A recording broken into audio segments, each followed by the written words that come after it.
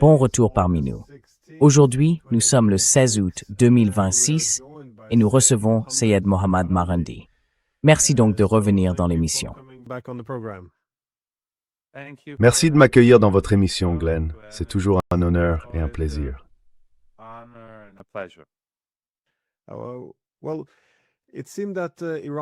Eh bien, il semblait que la stratégie de l'Iran dans cette guerre ait été, disons, la patience stratégique. Autrement dit, cela lui donne l'avantage de pouvoir attendre plus longtemps que les États-Unis. Et en matière de représailles, il semble que les Iraniens aient cherché à reproduire les actions des États-Unis. C'est-à-dire que si les États-Unis attaquent, les Iraniens répondent. Et cela dans le but important de démontrer qu'ils peuvent gravir l'échelle de l'escalade. Ce qui montre que les États-Unis ne peuvent pas simplement intensifier le conflit pour forcer l'Iran à capituler. Donc tout cela a été, disons, un succès. En fait, succès est un bon terme, étant donné que l'Iran est en train de gagner cette guerre. Mais il semble y avoir un léger changement. Je ne sais pas si cela vient de la nouvelle direction des gardiens de la Révolution, ou simplement du fait que l'Iran entre dans une nouvelle phase. Mais il semble bien que l'Iran passe à l'offensive, non seulement sur le plan de la rhétorique, mais aussi dans les actes. Je me demandais si vous pouviez expliquer ce qui se passe en Iran.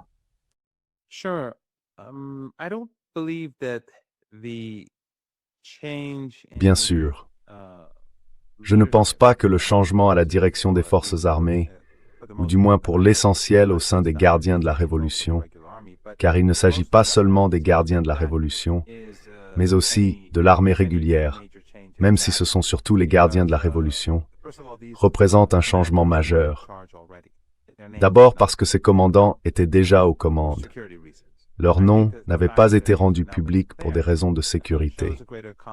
Je pense que le fait que leur nom soit désormais annoncé témoigne d'une plus grande confiance de l'Iran en matière de sécurité. Nous avons aussi eu, presque en même temps que cette information, la nouvelle que le président avait tenu une réunion de 7 à 8 heures. Là encore, cela montre que les choses reviennent à la normale et que les informations sur les réunions, y compris les réunions au plus haut niveau, sont rendues publiques. Les noms de ceux qui dirigeaient les forces armées et qui ont remplacé les martyrs sont annoncés. Je pense que cela est significatif en soi.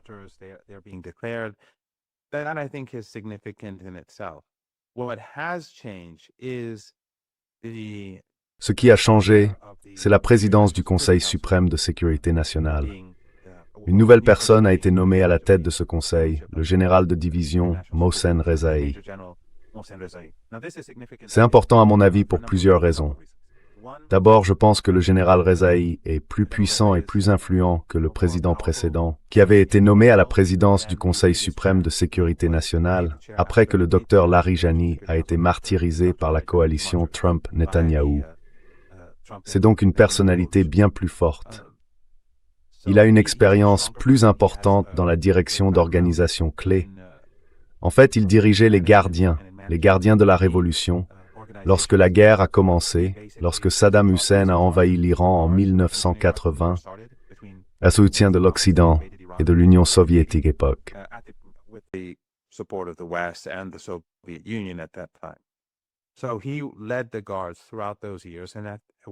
Il a donc dirigé les gardiens pendant toutes ces années. Et lorsqu'il en a pris la tête, les gardiens étaient une petite organisation équipée tout au plus d'armes légères. C'est donc lui qui, au cours de ces années, a véritablement façonné le CGRI tel qu'il est aujourd'hui. Et il l'a dirigé, je crois, pendant 16 ans, si je ne me trompe pas. Il a aussi un doctorat en économie. Il était adjoint au président Raisi, chargé des questions économiques. Il connaît donc les enjeux économiques, il connaît les enjeux politiques, il a occupé de hautes fonctions. C'est évidemment quelqu'un qui possède de très grandes compétences et de solides connaissances qui seront importantes dans ses fonctions, car le Conseil suprême de sécurité nationale ne s'occupe pas seulement de la guerre.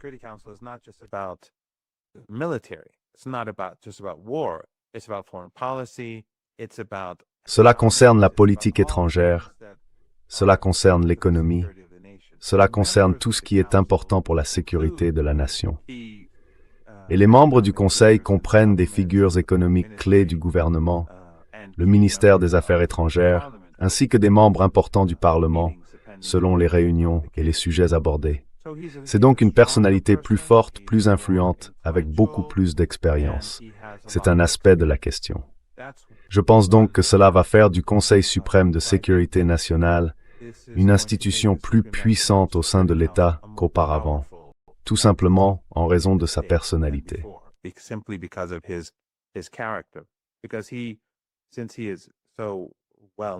Parce que lui, étant très connu dans les milieux politiques et étant une personnalité publique, peut plus facilement coordonner les principaux acteurs de l'État, le président du Parlement, le chef du pouvoir judiciaire, les forces armées, les fondations d'État, et ainsi de suite. En plus de cela, nous savons que sa position publique à l'égard des États-Unis, du régime israélien et de cette coalition qui a été créée contre l'Iran est plus affirmée, nettement plus affirmée. Je pense donc que sa vision du conflit ou de la guerre menée contre l'Iran est d'adopter une posture plus offensive.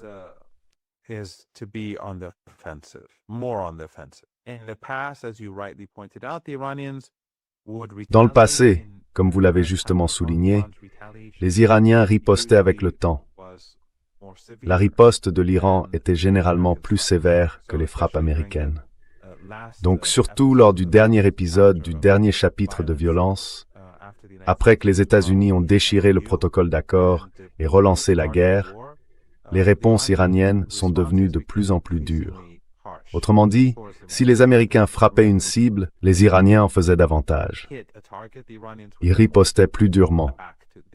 Mais je pense que la vision du Dr Reza sur la situation va plus loin que cela et qu'il va se montrer beaucoup plus décisif.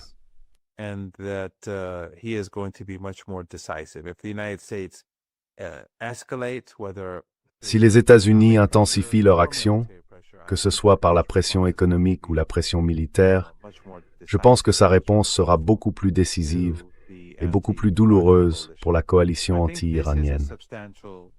Je pense donc qu'il s'agit d'un changement important.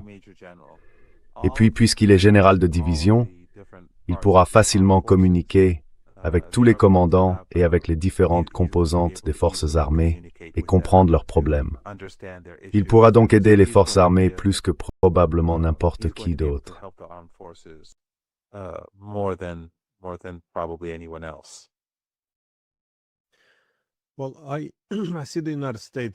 Eh bien, je vois les États-Unis s'être, disons, enfermés dans une impasse. Autrement dit, ils n'ont plus, s'ils en ont jamais une, de voie crédible vers la victoire. Ils ne peuvent donc pas gagner, mais ils ne savent pas non plus comment mettre fin à la guerre. Ils ont bien sûr signé des documents, surtout le mémorandum d'entente. Mais pour les Américains, je pense qu'il est politiquement impossible d'appliquer réellement ce qu'ils ont signé. Autrement dit, il était difficile de les imaginer accepter officiellement que le détroit d'Ormuz soit sous administration iranienne. Ils ne peuvent pas vraiment mettre fin aux sanctions. Ils ne rendront pas les avoirs de l'Iran, ni les réparations de 300 milliards. Enfin, ils peuvent peut-être le signer, mais ils ne peuvent pas réellement le faire. Ce qui signifie qu'ils ne peuvent pas gagner et qu'ils n'ont pas non plus d'issue vers la paix.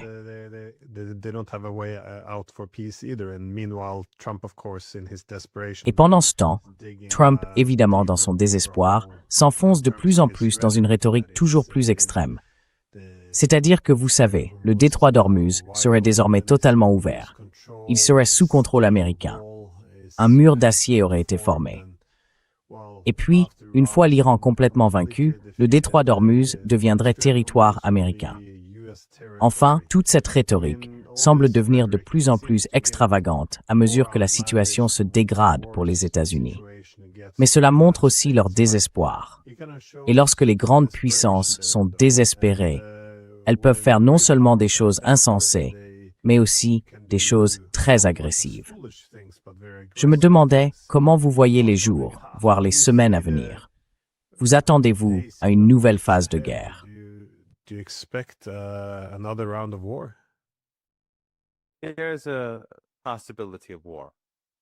Il existe une possibilité de guerre. Les Américains ont informé l'Iran, par l'intermédiaire de tiers, qu'ils se préparaient à une frappe, qu'ils se préparaient à une guerre. Cela ne veut pas forcément dire que cela arrivera, mais ces messages ont été envoyés. Les Iraniens ont également constaté le renforcement de la présence américaine dans la région. Ils sont prêts à la guerre, et les Iraniens se préparent à la guerre. Ils sont pleinement préparés et continuent de développer leur programme de missiles, leur programme de drones. Ils développent de nouveaux missiles. Ils étendent leurs bases souterraines de missiles et de drones, ainsi que leurs usines et leurs centres de commandement et de contrôle. En gros, ils préparent aussi le pays à une guerre de longue durée. Le gouvernement s'oriente vers une économie de guerre.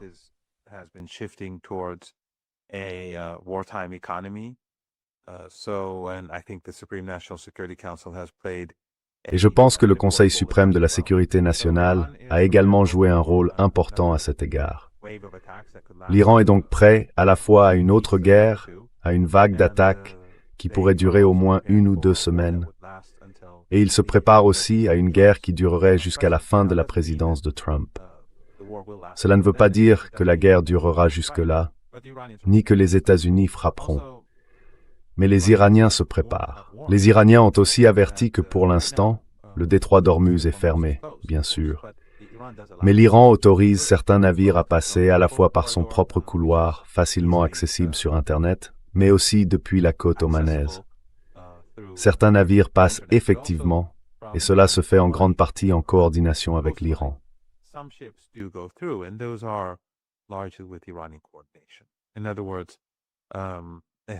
Autrement dit, par le corridor iranien, les navires venant de pays amis de l'Iran peuvent passer. Ceux qui n'ont pas participé à la guerre passent. Mais il peut parfois y avoir un navire ou plusieurs venant de pays amis de l'Iran qui ont peur d'emprunter le corridor iranien par crainte de représailles. Dans certains cas, les Iraniens les autorisent donc à longer la côte omanaise. Ou bien certains accords sont en cours.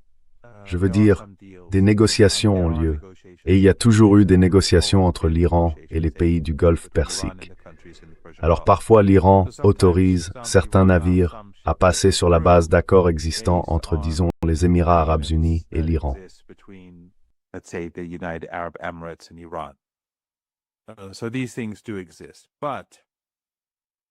Ces choses existent donc bel et bien. Mais si les États-Unis intensifient la guerre économique, les Iraniens, on a entendu dire que les Iraniens pourraient commencer à cibler des navires de guerre américains.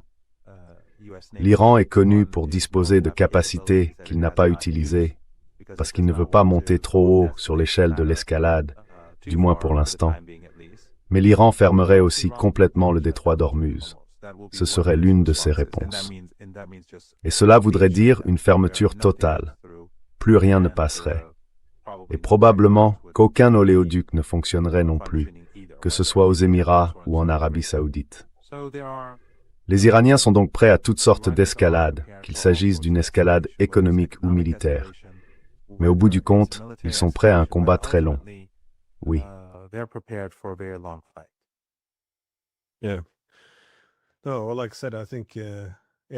Non, comme je l'ai dit, je pense qu'au cœur du problème aujourd'hui, il y a le fait que la seule porte de sortie des États-Unis, celle qui fonctionnerait pour eux, serait un retour à l'ancien statu quo. Or, pour des raisons évidentes, l'ancien statu quo est totalement inacceptable pour l'Iran. Enfin, on ne peut pas avoir 47 années de plus comme ça. Mais si cela mène vraisemblablement à une nouvelle escalade et que l'Iran est désormais prêt à, agir avec davantage d'assurance ou à passer à l'offensive, que pourrait-on voir de la part de l'Iran? Concrètement, à quelles actions cela pourrait-il se traduire? Pensez-vous que les Iraniens pourraient s'en prendre à des porte-avions américains? Vont-ils s'en prendre plus durement aux États satellites des États-Unis dans la région du Golfe? Comment voyez-vous les choses évoluer? Parce qu'en même temps que l'on voit cette escalade et la disposition de l'Iran à adopter une ligne plus dure, on voit aussi des pays comme les Émirats arabes unis, semble-t-il, transférer de l'argent à l'Iran. Là encore, ce sont les informations qui circulent, afin, j'imagine, de se sortir de ce conflit en payant. Je me demandais donc, que se passe-t-il ici? Car de toute évidence, quelque chose se prépare.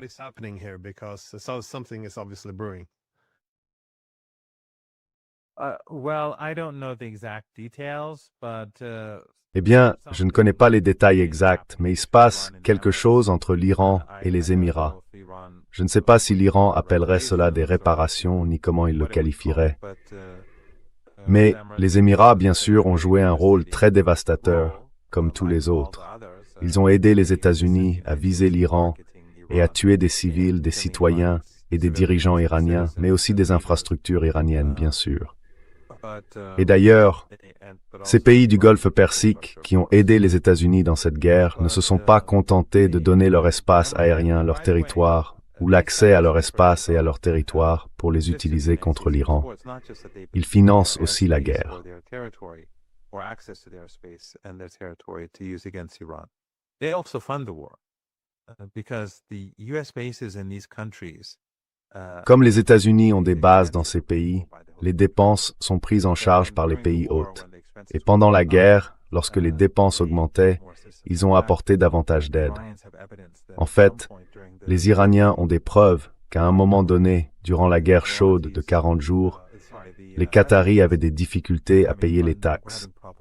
Ils n'avaient pas les liquidités nécessaires, pour des raisons techniques ou pour toute autre raison, pour financer cela. Leur rôle dans cette guerre a donc été assez scandaleux aux yeux des Iraniens. Mais quoi qu'il en soit, il se passe quelque chose entre les Émirats et l'Iran en ce moment. Là encore, je n'en connais pas les détails, mais cela est lié au fait qu'un nombre limité de navires est autorisé à passer par le détroit d'Ormuz.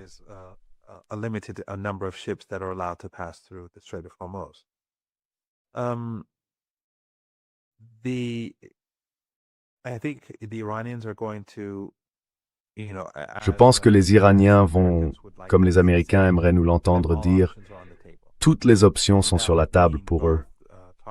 Cela voudrait dire viser à la fois les moyens navals américains, mais aussi les pays qui accueillent des bases américaines. Et les États-Unis n'ont pas quitté ces pays. Leurs bases ont été détruites ou partiellement détruites, ou pour l'essentiel détruites, pas seulement partiellement détruites. Mais les forces américaines sont désormais installées dans des hôtels, dans des bâtiments qui ne sont liés à aucune base militaire. Elles sont donc toujours présentes, surtout au Koweït et à Bahreïn. Leur gouvernement apporte une aide particulièrement importante à l'armée américaine.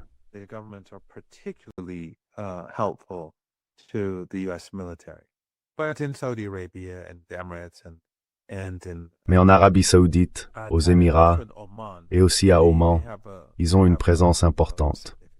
Je pense que les Iraniens évaluent toutes leurs options. Cela dépend de la forme que prend l'escalade. Si les États-Unis escaladent d'une certaine manière, ils répondront d'une certaine manière. C'est ce que nous avons vu tout au long de ces 5 mois et demi. Mais la différence aujourd'hui, c'est qu'il semble clair que l'ayatollah Khamenei voulait que le général de division Rezaei préside le Conseil suprême de sécurité nationale parce qu'il veut répondre à l'agression américaine et israélienne contre l'Iran, mais aussi dans l'ensemble de la région, de façon plus décisive et plus proactive.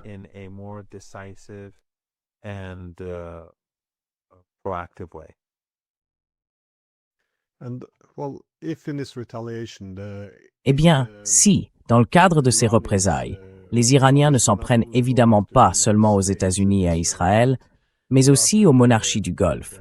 À quel point celles-ci sont-elles vulnérables aujourd'hui? Elles ont déjà subi des coups assez durs ces derniers mois.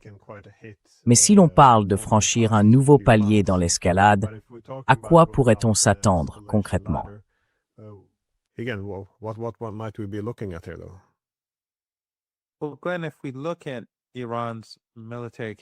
Eh bien, Glenn, si l'on regarde les capacités militaires de l'Iran et leur évolution depuis Promesse véridique 1, quand Ismail Haniyeh a été martyrisé à Téhéran, juste après la cérémonie d'investiture du président Pezeshkian, l'Iran a frappé le régime israélien. Cela a été appelé Promesse véridique 1.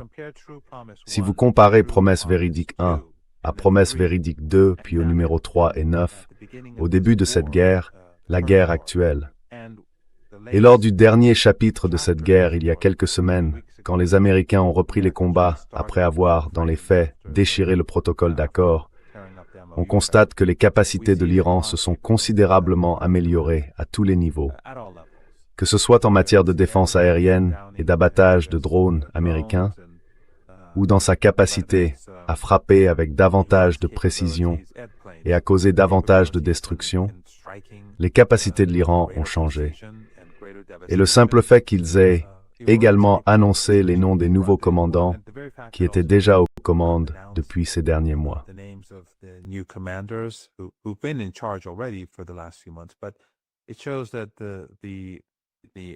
Mais cela montre que les installations souterraines nécessaires à la guerre ont été mises en place, ont été construites.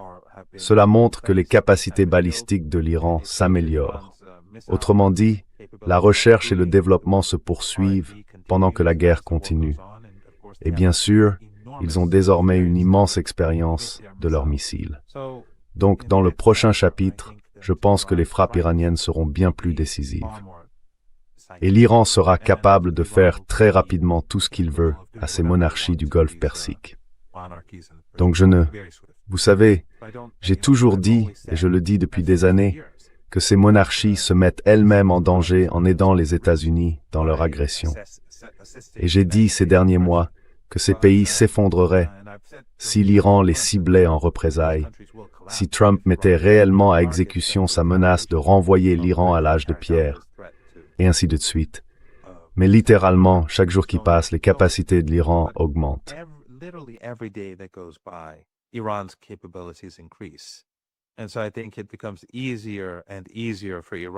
Et je pense donc qu'il devient de plus en plus facile pour l'Iran de leur porter un coup décisif et de leur infliger une douleur qu'ils ne peuvent tout simplement pas supporter.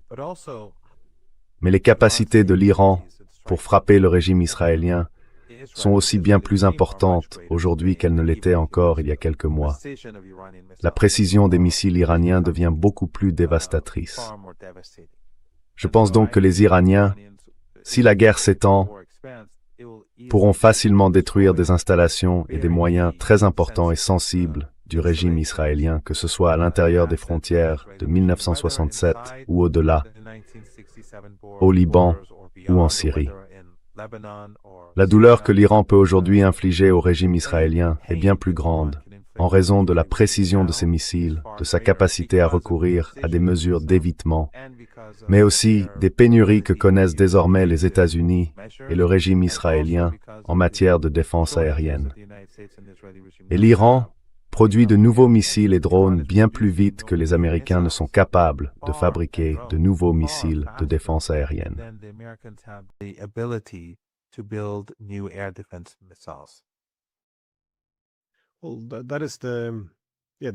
Eh bien, j'imagine que ce serait un calcul que les Américains devraient faire lorsqu'ils élaborent leur stratégie ici ou envisagent de lancer une nouvelle phase de guerre.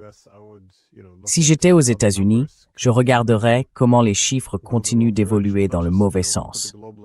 Sans même parler de l'économie mondiale, on voit qu'aux États-Unis, les pénuries d'armes s'aggravent. Je veux dire, cela devient presque un scandale aux États-Unis. Ils sont à court d'armes, et c'est extrêmement irresponsable. Mais en même temps, on voit les Iraniens se renforcer. On pourrait donc supposer que certains cherchent une porte de sortie diplomatique. Mais comme je l'ai dit, rien ne vient. Cela dit, il semble que de petites choses se produisent. Les États-Unis pourraient tout simplement se retirer de tout ça et faire semblant d'avoir gagné. Et, comme l'a dit Scott Bessent, faire semblant que le détroit d'Ormuz n'a aucune importance.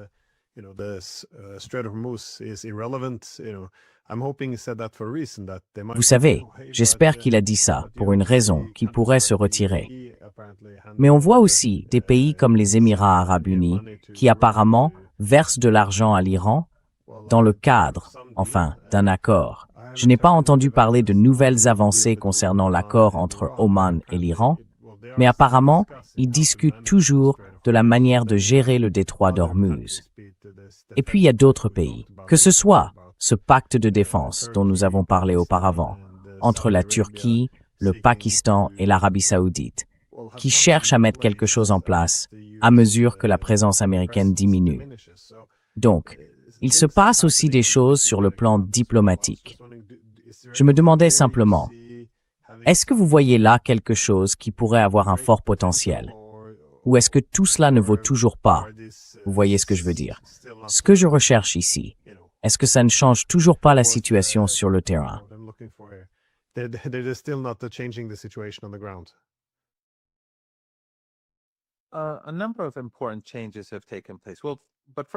Un certain nombre de changements importants ont eu lieu. Mais d'abord, les négociations entre l'Iran et Oman sont terminées. Le texte est finalisé. Il ne déclare simplement rien parce qu'il n'y a aucune raison de le faire. Il y a une guerre en cours. Les États-Unis ont imposé un blocus. Donc annoncer un accord sur le détroit d'Ormuz ne servirait à rien. Et là, je ne fais que spéculer, mais peut-être que Trump utiliserait cela comme moyen de manipuler le marché du pétrole. Il n'y a donc aucune raison de l'annoncer, car cela ne provoquerait aucun changement. Cet accord ne sera mis en œuvre que lorsque ce détroit sera ouvert.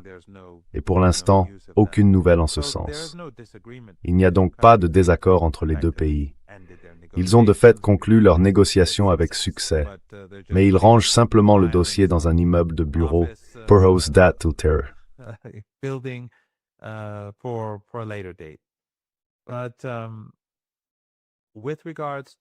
Mais en ce qui concerne la région, il est évident que les Saoudiens ont très largement sous-estimé le Yémen. Et on le voit se vérifier à la fois dans la facilité avec laquelle le Yémen frappe les installations pétrolières saoudiennes, mais aussi dans la manière dont les forces armées yéménites détruisent, à l'intérieur du Yémen, les forces du régime saoudien et leurs supplétifs. On les voit utiliser des missiles et des drones pour dévaster des actifs saoudiens dans les zones du Yémen occupées par des forces loyales au régime saoudien. Et c'est bien sûr pour cela qu'il était clair qu'ils avaient mal calculé les choses lorsqu'ils ont bombardé l'aéroport international du Yémen et lancé cette guerre. Les Yéménites ont saisi cette occasion pour commencer à contraindre le régime saoudien à mettre fin au blocus imposé au peuple yéménite. Ils ont donc instauré un contre-blocus contre l'Arabie saoudite. Désormais, les exportations de pétrole saoudien sont affectées.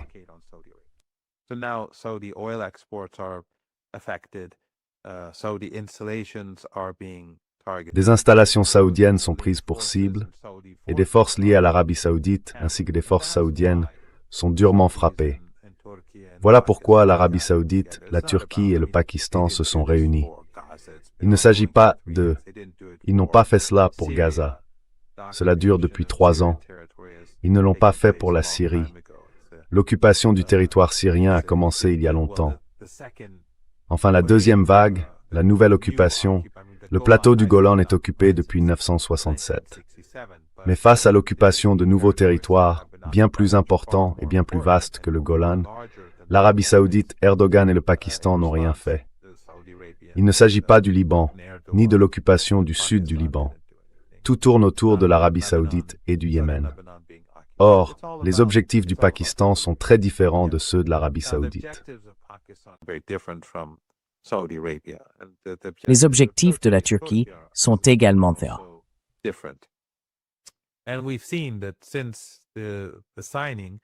Et nous avons vu que depuis la signature, le Yémen et l'Arabie saoudite se battent, et qu'il ne s'est pas passé grand-chose sur ce front. Ils pourraient envoyer quelques navires en mer Rouge, mais je ne crois pas que cela aura un bénéfice sérieux, majeur, pour l'Arabie saoudite.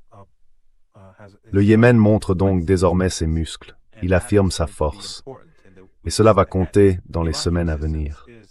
La résistance irakienne est prête à la guerre, et elle a déclaré qu'elle n'avait pas annulé la réponse qu'elle compte donner à l'Arabie saoudite pour le bombardement des forces de mobilisation populaire qui font partie de l'armée irakienne.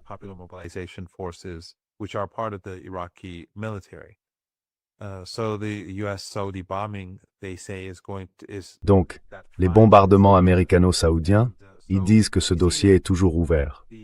On voit donc que la dimension régionale de cette guerre est aujourd'hui plus importante qu'elle ne l'était auparavant. Si l'on remonte aux 5 derniers mois, enfin, presque 6 mois, disons, aux 5 premiers mois de la guerre, c'était surtout essentiellement l'Iran contre la coalition. Mais maintenant, le front de la résistance s'élargit. Il est actif dans toute la région. Le Yémen a bien sûr ses propres griefs, mais il reste coordonné. Et donc la fermeture du détroit de Bab el-Mandeb et du détroit d'Ormuz, ensemble, accroît considérablement la pression sur les États-Unis.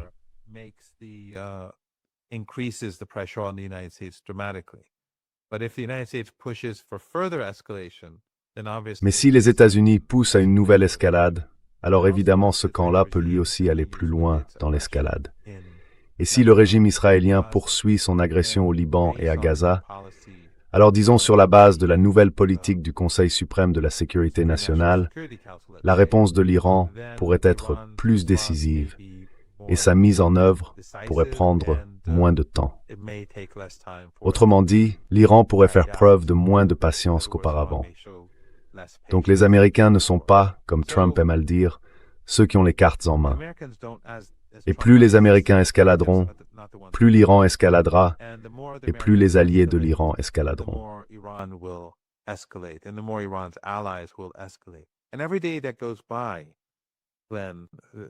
Et chaque jour qui passe, Glenn, comme nous en parlons depuis des mois maintenant, la crise mondiale, la crise économique mondiale s'aggrave. Le calendrier sera peut-être différent de ce que j'avais prévu, parce que mes connaissances en économie mondiale sont limitées. Je ne savais pas, par exemple, que la Chine disposait de réserves aussi énormes. Et l'Iran coopère aussi, ou travaille avec certains pays de la région, comme je l'ai dit, pour autoriser des exportations limitées, ou pour permettre à ses alliés d'exporter. Donc, le calendrier qui, selon moi, devait mener à une catastrophe économique mondiale, ressemblait en quelque sorte à ce que Trump avait dit. Lorsqu'il a signé le protocole d'accord, il a dit « dans 4 semaines ». C'était l'évaluation de beaucoup de gens en Iran.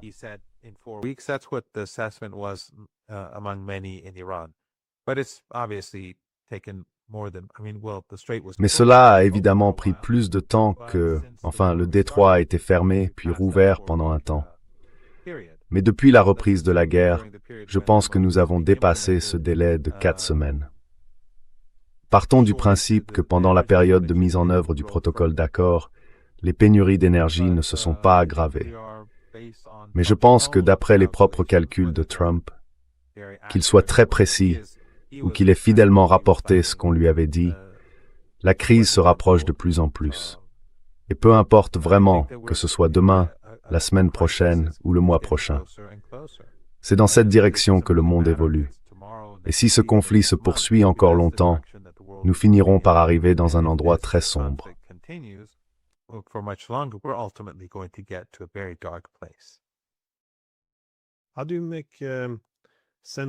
Comment interprétez-vous la position saoudienne? Encore une fois, ils avaient déjà beaucoup de mal avec les frappes iraniennes.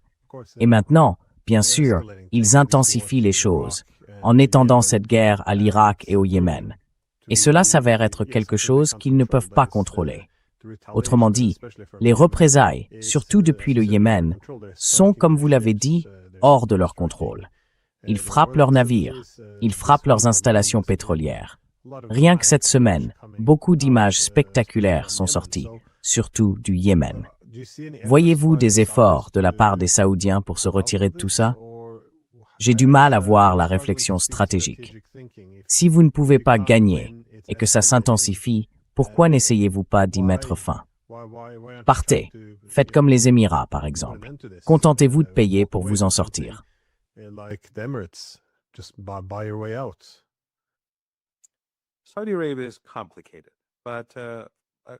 L'Arabie saoudite, c'est compliqué. Mais d'abord 2 choses. La première, c'est que je pense qu'il y a des similitudes frappantes entre l'Arabie saoudite et les États-Unis, et entre le Yémen et l'Iran, dans la manière dont tout cela se déroule. L'Arabie saoudite a sous-estimé le Yémen, tout comme les États-Unis ont sous-estimé l'Iran. Les États-Unis, et cela montre, Glenn, que les renseignements du Mossad, de la CIA et des agences occidentales ne sont pas très bons. Ils en savent bien moins que ce que nous pensions. Ils ont sous-estimé les capacités de l'Iran en matière de missiles et de drones, ainsi que ses villes souterraines qui continuent de s'étendre. They underestimated Iran's missile and drone capabilities, their underground cities, which are expanding. Iran is building new missile. L'Iran construit en ce moment même de nouvelles bases de missiles, des bases souterraines. Ils les ont sous-estimées. Ils ont sous-estimé le nombre de missiles dont dispose l'Iran. Ils ont sous-estimé le nombre d'usines que possède l'Iran. Ils ont sous-estimé la recherche et développement de l'Iran dans les technologies militaires. Ils ont tout sous-estimé. Et pas seulement de manière, disons, significative. Ils ont complètement mal interprété la situation. Je pense que c'est la même chose pour le Yémen. Le Yémen développait discrètement ses capacités souterraines, ses usines de missiles et de drones, ses bases souterraines de missiles et de drones, et les Saoudiens les ont sous-estimés. And the Saudis underestimated them. And although I believe, Et même si j'ai entendu, et je pense que c'est également exact, que les Américains ont encouragé les Saoudiens à frapper l'aéroport international de Sanaa et à engager cette confrontation en pensant que le Yémen ne répondrait pas ou qu'il n'en aurait pas la capacité. Mais comme on le voit, et comme vous l'avez souligné, ces derniers jours, nous avons vu des frappes très impressionnantes contre des cibles saoudiennes, sur tous les fronts. Je pense donc qu'ils ont mal calculé, qu'ils ont mal interprété la situation. Les Saoudiens l'ont fait, tout comme les États-Unis à l'égard de l'Iran. Mais je pense aussi que Mohammed Ben Salman ressemble quelque peu à Trump. Ces monarchies du Golfe Persique sont dirigées par des gens entourés de béni oui-oui. people who are surrounded by yes men. And of course, I'm sure they get their Et bien sûr, je suis certain qu'ils reçoivent leur briefing de renseignement du CENTCOM, et ainsi de suite. C'est de là qu'ils tirent une grande partie de leurs informations. Et le CENTCOM, ainsi que les agences de renseignement américaines, leur disent ce qu'ils veulent qu'ils sachent, donc ils les induisent eux aussi en erreur. Mais quoi qu'il en soit, ils sont entourés de béni oui-oui. Et, je veux dire, regardez le bilan de Mohammed Ben Salman. Il a enlevé le premier ministre libanais, Hariri, alors qu'il était premier ministre, l'a emprisonné, l'a frappé, le premier ministre d'un autre pays, pas très intelligent. Il a déclenché la guerre génocidaire au Yémen, avec le soutien de l'Occident et de toute la région, sauf l'Iran. Le Qatar et la Turquie d'Erdogan l'ont soutenu alors qu'il menait un génocide semblable à ce que nous voyons à Gaza.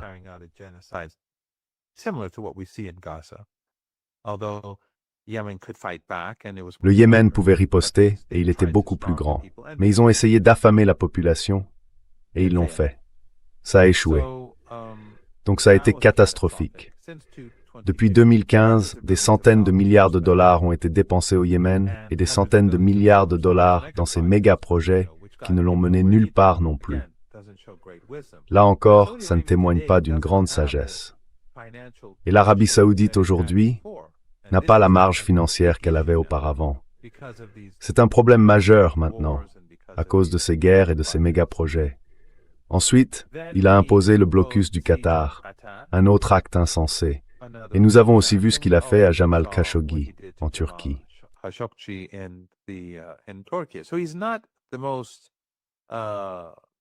Donc ce n'est pas, disons, le plus sage des dirigeants. Et je pense que cela le rend étonnamment semblable à Trump, même si Trump l'humilie régulièrement. Mais il y a des similitudes frappantes. Ce n'est donc pas comme s'il était très sage. Ses actes ne le montrent pas. L'Arabie saoudite se trouve aujourd'hui dans une situation très difficile parce que, comme je l'ai dit, elle n'a plus du tout les réserves financières qu'elle avait autrefois. Et à ce propos, Glenn Dizen, désolé de m'écarter du sujet, mais nous devons garder un œil sur le Japon, sur la monnaie japonaise et sur le fait que cela continue. Mais aussi, Trump comptait sur le fait de pouvoir continuer à traire ces monarchies arabes.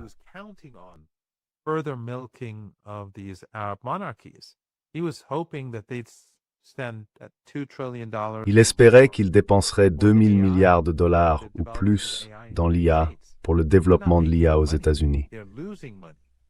Ils ne gagnent pas d'argent. Ils en perdent. Ils ont besoin de leurs réserves. Et l'Arabie saoudite est particulièrement vulnérable. Le Qatar ne se porte pas exceptionnellement bien non plus, mais l'Arabie saoudite est particulièrement vulnérable parce qu'elle a gaspillé tout cet argent dans des guerres et dans ses méga-projets, et ainsi de suite ces méga-projets qui ont échoué. Donc l'Arabie saoudite n'est pas dans une situation idéale. Et cela s'est reflété, ça s'est manifesté dans ses relations avec l'Iran. L'Arabie saoudite se comporte désormais différemment d'avant, mais son conflit avec le Yémen continue, tandis que son attitude envers l'Iran a changé, du moins pour le moment.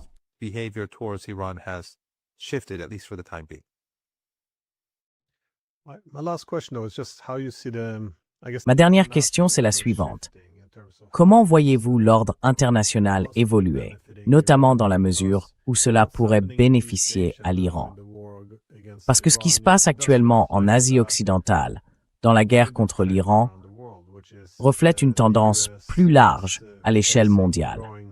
Les États-Unis font face à des difficultés économiques croissantes. Bien sûr, ils connaissent aussi des problèmes sociaux et politiques plus profonds sur leur territoire. À l'étranger, leur puissance militaire est contrebalancée. Et plus globalement, nous assistons à la montée de nouveaux rivaux. Je me demandais donc, comment voyez-vous l'ordre mondial changer? Pas seulement comme conséquence directe de cette guerre, même si je dirais qu'elle est un élément majeur de cette tendance plus large. Mais comment ce basculement de l'ordre mondial affecte-t-il l'Iran? Ou comment l'affectera-t-il?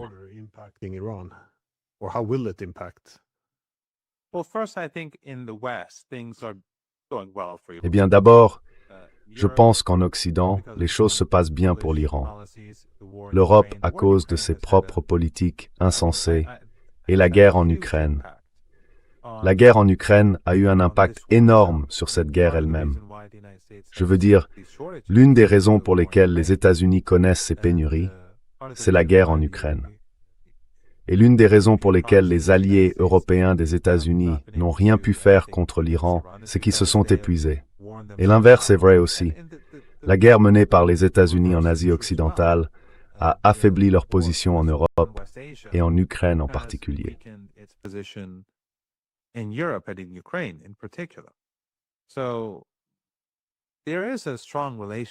Il existe donc un lien étroit entre la guerre en Europe et la guerre en Asie occidentale.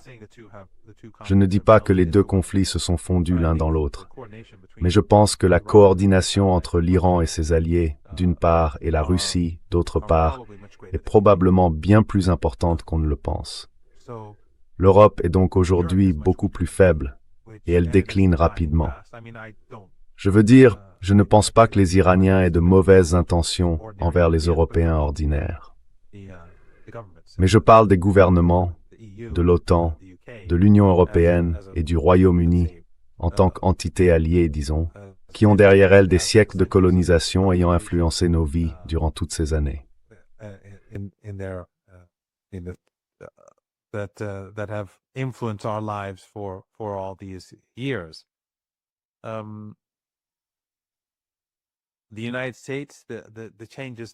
Les États-Unis. Les changements qui s'y produisent, je pense, sont aussi très positifs pour l'Iran. Le simple fait que Trump, tout cet épisode de Trump en Turquie où il a fui l'avion, a été caché, puis a changé d'avion 2 fois, je pense. Et ensuite, il s'avère que c'était israélien, comme on pouvait s'y attendre. Dès que j'ai entendu la nouvelle, j'ai été absolument certain qu'il s'agissait des services de renseignement israéliens. Et c'est exactement ce qui s'est révélé. Tout cela affaiblit le régime israélien et le lobby sioniste. À mesure que nous avançons, chaque nouvel acte insensé du régime israélien, fournissant de faux renseignements à Trump pour l'humilier afin de relancer la guerre, ce qu'il a fait. Les 13 jours de combat ont suivi cela. Donc tout cela sort maintenant, et cela va nuire davantage au régime israélien.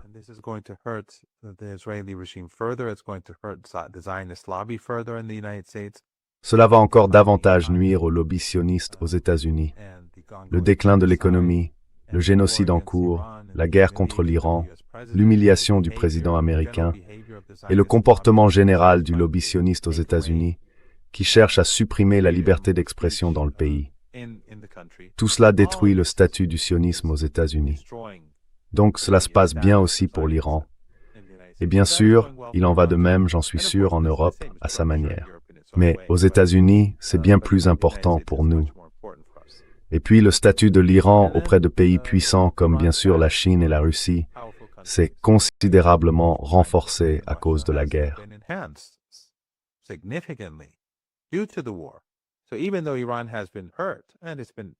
Donc, même si l'Iran a été touché, et durement touché sur le plan économique, il ne fait aucun doute que la vie est plus difficile pour les Iraniens aujourd'hui qu'elle ne l'était il y a 6 mois, c'est évident. Mais le statut mondial et régional de l'Iran s'est renforcé. Et une fois cette guerre terminée, quelle que soit la date à laquelle cela arrivera, la croissance de l'Iran sera considérablement affectée. Et bien sûr, le fait qu'il contrôlera le détroit d'Ormuz permettra à l'Iran de croître beaucoup plus rapidement. Et puis encore une chose importante, Glenn. Les déclarations de Trump sur le fait de prendre le détroit d'Ormuz et d'en faire un territoire américain renforcent encore davantage la position de l'Iran. Cela unit davantage le peuple iranien.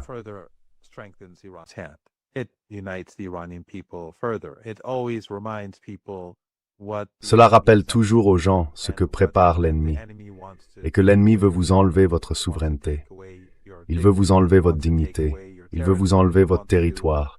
Il veut démanteler votre pays. Il veut vous renvoyer en arrière.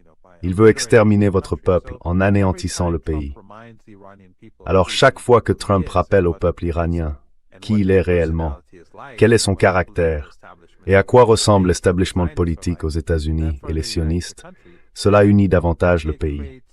Et cela suscite une sympathie plus forte pour l'Iran à travers le monde. Car ce que dit Trump, où qu'il soit, où qu'il le dise, est entendu dans le monde entier.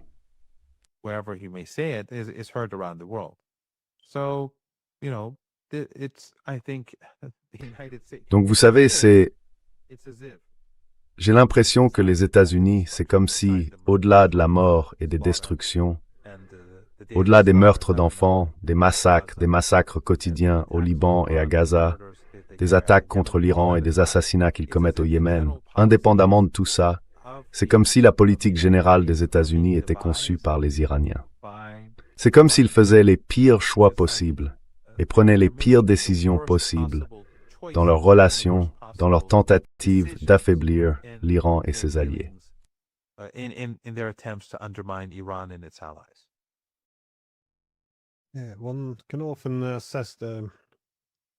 Oui, on peut souvent évaluer les erreurs des États-Unis en termes économiques et militaires mesurés. Mais si l'on se tourne aussi vers le soft power, qui a été l'une des grandes réussites des États-Unis, il a vraiment été pulvérisé, leur capacité à vendre les guerres.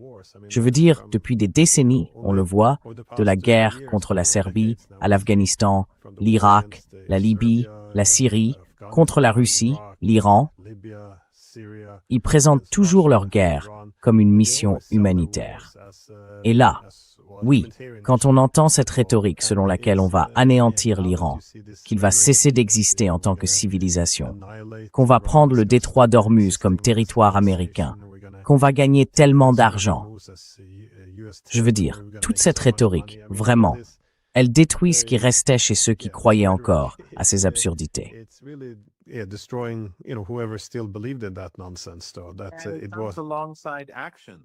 Et cela s'accompagne d'actions. Je veux dire, on voit le génocide en cours à Gaza, qui ne s'arrête jamais. La population est affamée, on empêche les médicaments d'entrer. Pendant qu'on parle, ils affament des enfants. Il y a des enfants qui ont besoin d'une alimentation particulière en raison de leur régime. Ils refusent de laisser entrer ce type de nourriture.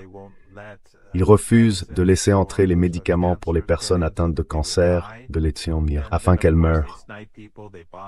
Et puis bien sûr, en même temps, ils tirent sur les gens avec des tireurs d'élite. Ils bombardent les gens. Cela continue.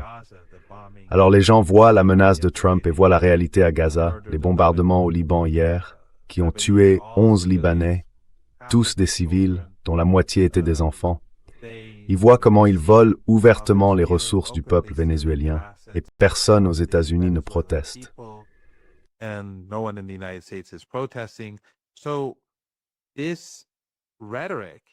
Cette rhétorique est donc étayée par le génocide et le vol. Alors, quand il dit « on va gagner beaucoup d'argent, on va prendre les terres, on va détruire le pays », les gens regardent autour d'eux et constatent que, eh bien, ils l'ont déjà fait. C'est ce qu'ils font réellement. Donc c'est encore plus laid. C'est pas seulement, vous savez, qui se disent ils racontent n'importe quoi. Ils le voient se produire. Donc la destruction totale du soft power américain est, je pense, quelque chose. Enfin, si une jeune personne de 22 ans aujourd'hui très critique envers les États-Unis était soudainement renvoyée 10 ans en arrière, 7 ou 8 ans en arrière, ou à l'époque d'Obama, elle serait sidérée.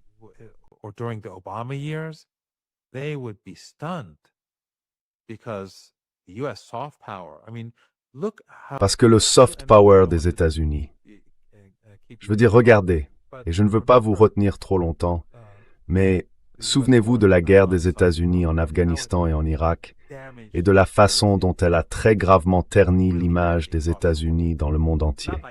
Pas comme cette guerre-ci, mais très gravement. Puis Obama est devenu président, et ils ont tout passé au blanchiment. Obama a même reçu le prix Nobel de la paix avant d'entrer à la Maison-Blanche. Mais aujourd'hui, l'image des États-Unis est tellement dévastée que même si les États-Unis faisaient venir 10 Obama, ça ne suffirait pas. On ne peut pas inverser la tendance. La dévastation est tout simplement extraordinaire.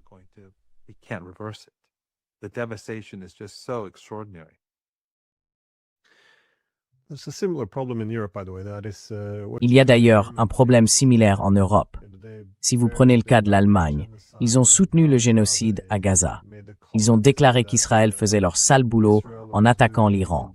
Ils ont poursuivi ce boycott de la diplomatie avec la Russie et poussé à cette guerre sans fin. Et chez eux, ils écrasent l'opposition. Enfin, oui, la liste pourrait continuer encore et encore. Mais ils essaient toujours de faire la leçon à d'autres pays sur les droits humains. Nememasi et Ons.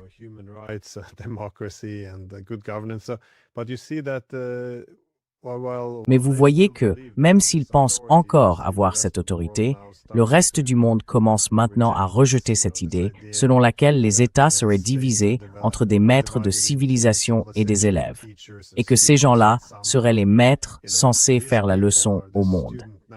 Ça ne marche plus. Et c'était un élément clé du modèle hégémonique, celui d'un hégémon bienveillant. Beaucoup de choses sont donc mises en jeu dans ces guerres, et ils sont en train de tout perdre. C'est assez frappant à voir, et ils persistent à s'y enfermer. Enfin bref, je vous ai déjà retenu trop longtemps pour un dimanche matin. Alors, merci beaucoup d'avoir pris le temps.